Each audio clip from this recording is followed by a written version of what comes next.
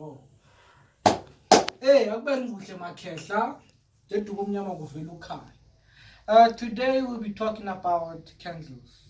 Ukukhanyisa, ukukhanyisela abokhulu, ukukhanyisela abokhulwane. Angithi. So now the significance yekhandlela ukuthi yini.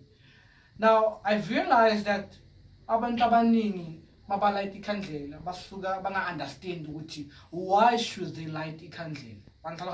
So now it works in a certain way yokuthi ke in the olden days amakhehla basana electricity, they didn't have electricity, so now they used candles to light up the environment, ukukhanyisela indawo zabo angithathola la basebenzela khona basebenzisa umlilo angithathola.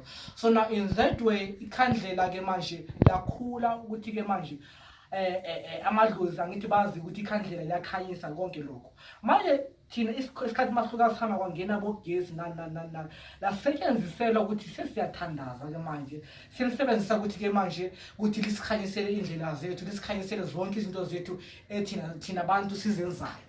Manje ke makhehla ke understand this, ikhandlela eli-1 normally lisebenza umuntu makashonile, lisebenzela ngokuthi ke manje simkhapha umuntu ngalo ukuthi ke mase kahambile simkhanyisela indlela yakhe and ikhandlela lakhe lokuphila selisuka siliphelile angithathola. So that's why kulayitwa ikhandlela eli-1. Uzomangala uthi uyaphahla wena ke manje basophahla kanjalo ulayita ikhandlela eli-1 elimhlophe, lelo khandlela lelo ubona seliyakhala njalo, ubona ukuthi likhala njalo, that means ukuthi ke manje leli khandlela heleyililo heleyikhalwa ngithathola. Ikhandlela eli-1 akumele ulihambise li-1, ithina uzohambisa amakhehla aba-3 or aba-4 or aba-7 or aba-2, not ulihambise ili-1 ngoba usuka ungakhanyiseli wena uyi-1, usuka ukhanyisela amadlozi wakho wonke aphelele, usuka ukhanyisela umndeni wakho uphelele angithi nalabo abasebandlulile nabo bayangena kulamakhandlela lawo wena owakhanyisako angithathola. Ngoba mawukhanyisa ikhandlela eli-1 usuka usikhanyisela wena and usuka ukhala angithathola. So mazoqela izinto, mazoqela impilo, mazoqela ukukhanya,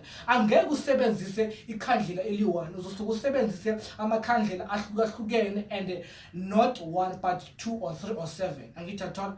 So ke manje ngaleyo ndlela leyo ke usuka ubahlanganisa bonke abantu bakini, usuka uhlanganisa edlozi lakho, usuka uhlanganisela impilo yakho yonke iphelele angithathola. Ngoba wena umuntu unento eningi ozenzayo empilweni yakho angithathola. Manje ke ngale khandlela eli-1 usuka ukhanyisela into eyi-1, so mazokhanyisela lonke amakhandlela onke aphelele, so usuka ukhanyisela zonke izinto zakho zenza each and every single day angithathola. Njengoba yabona futhi umzimba wakho unezinto eziningi emzimbeni wakho angithathola. So now that's a sign ukuthi ke manje yonke into yakho ayihambi iyi-1, zihamba zancedana njengabantu angithi. Umuntu akazala umuntu oyi-1, uzala abantu ababili angithathola. So now you should take it from there ukuthi no, mawuzosebenzisa ikhandlela usebenzisela ngokuthi ke ziyasizana namakhandlela angithathola. Ngoba if luzoba yi-1 lizokhala liyosokola angithathola, njengoba nawe umuntu uzodinga usuze komunye umuntu ukuthi yabona ukuthi manje awukwazi ukuphokophela phambili, manje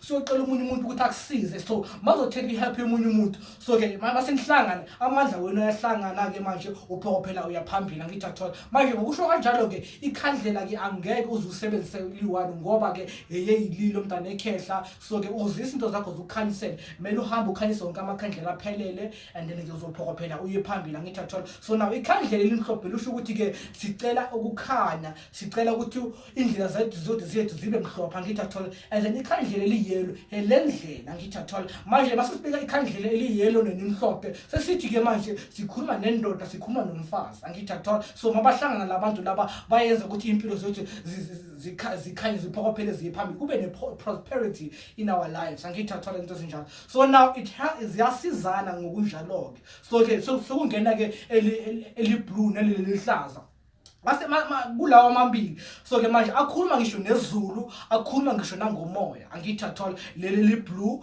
and naleli lihlaza angithathola. And futhi ke manje ke sekungena leli elibovu ke likhuluma ngisho ngemimoya ekhona esibhekene nawo thina abantu siphila phansi komthunzi welanga angithathola. Libhekene nanama-challenges lawo thina sibhekene nawo leli elibovu angithathola. Libhekene ngisho nokujula, libhekene ngisho nokulwa angithathola, izinto ezinjalo. Libhekene ngisho nosizi thina abantu sibhekene nakho angithi athola. So into ezinjalo ke lisebenza kanjalo likhandlela elibofu angithi athola. And then ke kuzongena namanye amakhandlela ke lamanye amakhandlela ke ayasiza nje ngokuthi ke asiphevele izindlela, ayasiza nje ukuthi ke asize lamakhandlela lawo abalulekile angithi lamakhandlela abaluleke kakhulu yileli eliyelo nelimhlophe naleli libovu naleli blue angithi athola. Yiwo amakhandlela mawahlanganisa amakhandlela womoya, amakhandlela okusivulela izindlela zethu ukuthi siphokophele siye phambili. Lawo amanye ke seyawasiza nje ukuthi ke amanye amadlozi asizako ukuthi ke